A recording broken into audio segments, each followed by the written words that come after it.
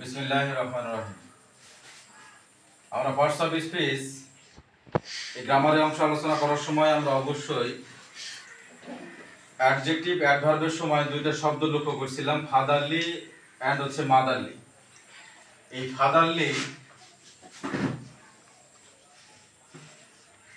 Fatherly শব্দ এবং motherly শব্দটা অবশ্যই আমাদের এলয়যুক্ত শব্দ। আমরা পূর্বের ক্লাসে এটা দেখছি যে শব্দটা হচ্ছে অ্যাডজেক্টিভ, আর অ্যাডজেক্টিভ সেই সকল শব্দকেই বলা হয় যে সকল শব্দের মধ্যে হচ্ছে দোষ এবং গুণ থাকে।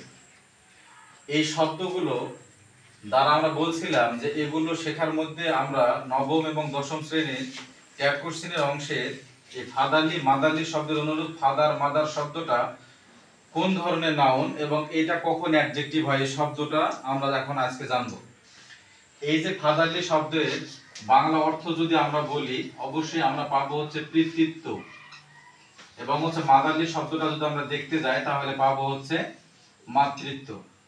তাহলে ফাদারলি শব্দ দ্বারা যে পিতৃত্ব বোঝায় এবং মাদারলি শব্দ দ্বারা মাতৃত্ব বোঝায়, আমরা জানি পিতৃত্ব ও মাতৃত্ব মায়ের অন্তরের মনের ভালো লাগা এবং ভালোবাসা, এই জিনিসগুলোকে আমরা কখনো চোখ দিয়ে দেখতে পাই না, এবং এগুলো অবশ্যই অ্যাবস্ট্রাক্ট নাউন।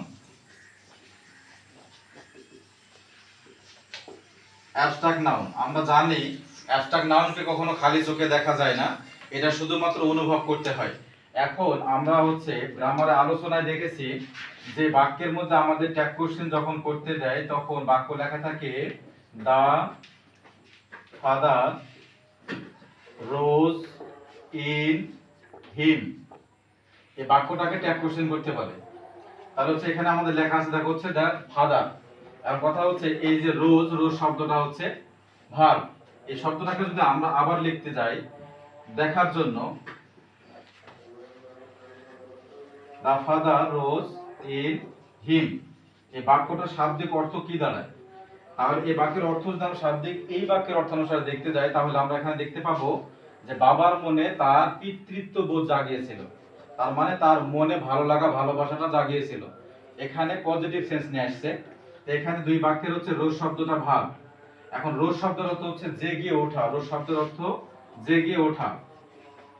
আমরা এই শব্দটা একটু গুরুত্ব দিব যে জেগে ওঠা এই শব্দটার আর কোনো শাব্দিক অর্থ আছে কিনা। তাহলে আমরা জানি ওক আপ মানে জেগে ওঠা, গেট আপ মানেও জেগে ওঠা। তাহলে এই যে রোজ আর শব্দ হচ্ছে ওক আপ আর গেট আপ, এই দুই শব্দের মধ্যে তফাৎ একটু যদি আমরা দেখতে যাই, বাক্যের দিকে লক্ষ্য করলে আমরা দেখতে পাবো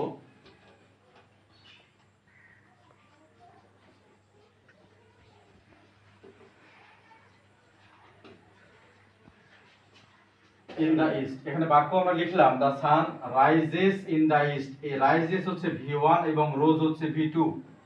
দুই বাক্যটা হচ্ছে একই ধরনের বাক্য। এখন কথা হচ্ছে এই রোজ শব্দটা কেন লিখলাম, রাইজ শব্দটা কেন লিখলাম।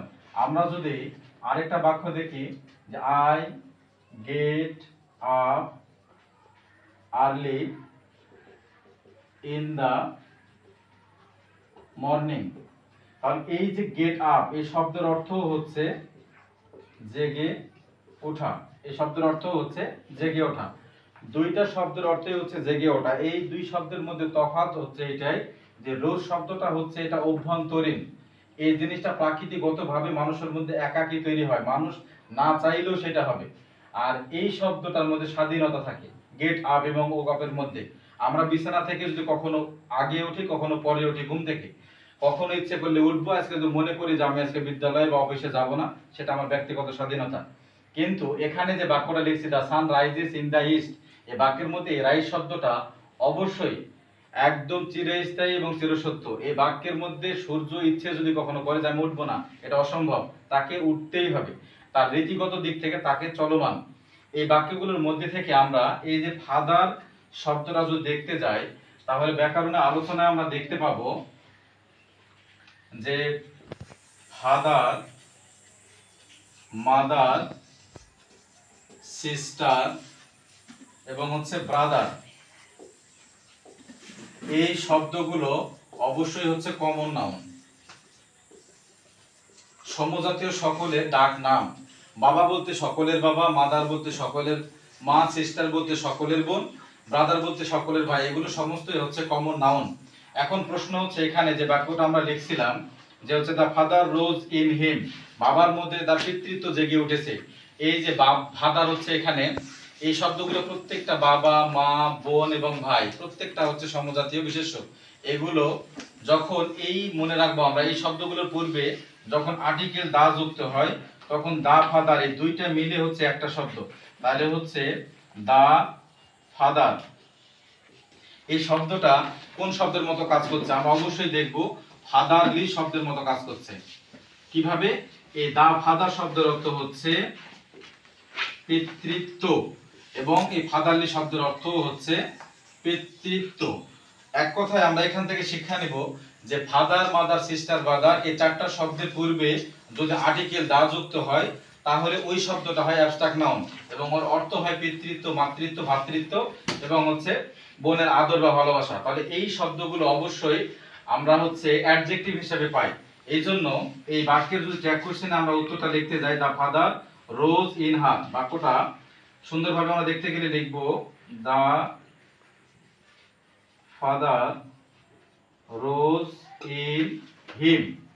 এই যে বাক্যটা লিখছি যে দা ফাদার, এখানে রোজ ভার্বের আগে সাবজেক্ট থাকে, অবজেক্ট থাকে কোথায়, অ্যাডভার্ব কোথায় থাকে, এগুলো আমরা আলোচনায় দেখে নিয়েছি।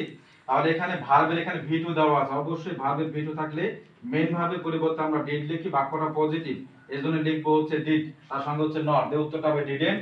এবং এই যে ফাদার শব্দের পূর্বে দা শব্দটা ব্যবহার হয়ে এই ফাদার শব্দটাকে হচ্ছে অ্যাডজেক্টিভে রূপান্তর করছে, যার কারণে আমরা লিখবো হচ্ছে ইট, তার উত্তরটা দাঁড়ায় হচ্ছে ডিডেন্ট ইট। অন্য শব্দের মতো যদি আমরা ফাদারের পরিবর্তে হি লিখি তাহলে বাক্যের উত্তরটা ভুল হবে।